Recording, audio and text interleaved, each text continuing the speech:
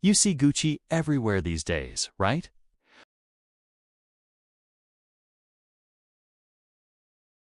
But have you ever stopped to wonder?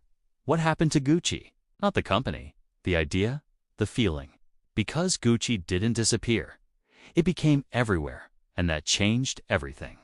For most of its history, Gucci was the dictionary definition of restraint. Think about it. Luxury wasn't something you just bought off a shelf. It was earned. It was exclusive. The brand built its empire on limited access and painstaking craftsmanship. Each piece told a story of heritage, a clear and unwavering identity. You didn't buy a Gucci bag because it was popular. You bought it because it wasn't. It created a distance between the owner and the masses. It was a quiet signal of status, understood by those in the know. That was the magic. Gucci understood that true luxury whispers, it doesn't shout. They weren't just selling leather goods. They were selling a world apart.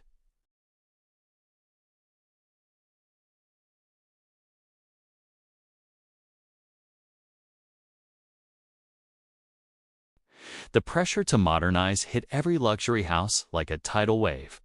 Visibility became the new game. Brands needed to be seen, talked about, and hashtagged. Trends that once took years to develop were now born and dead in a matter of months. Attention wasn't just nice to have. It became the currency of survival. And Gucci, under a new creative direction, didn't just adapt, it dove in headfirst. They embraced bold, maximalist designs that were impossible to ignore. They launched high-profile collaborations with everyone from street artists to other fashion labels. They embedded themselves into music, art, and pop culture. And guess what? It worked. Sales skyrocketed. The brand was on fire, more relevant and talked about than ever before. Gucci became the poster child for modern luxury, proving that you could be both historic and hype. But there's a catch. When visibility replaces exclusivity, something fundamental shifts. Suddenly, Gucci products weren't just for the elite. They were unavoidable. You couldn't scroll through Instagram without seeing a double G belt. Every celebrity seemed to be dripping in Gucci.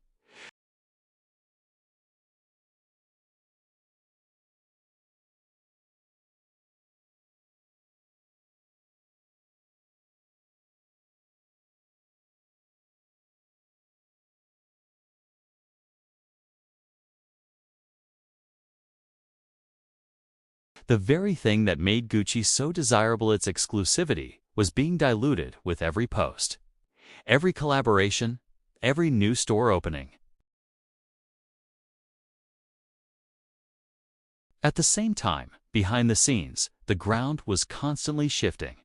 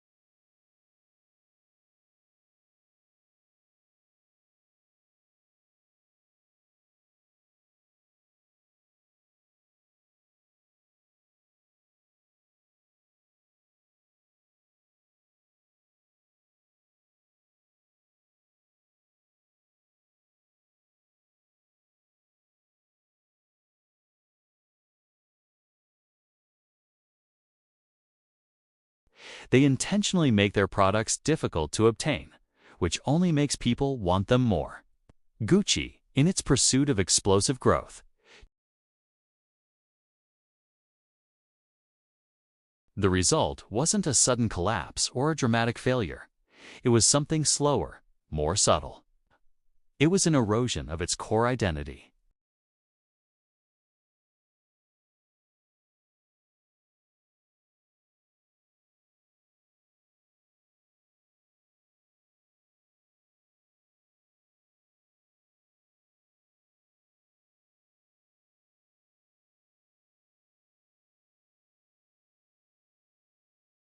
Fashion critics and luxury connoisseurs began to question the brand's direction.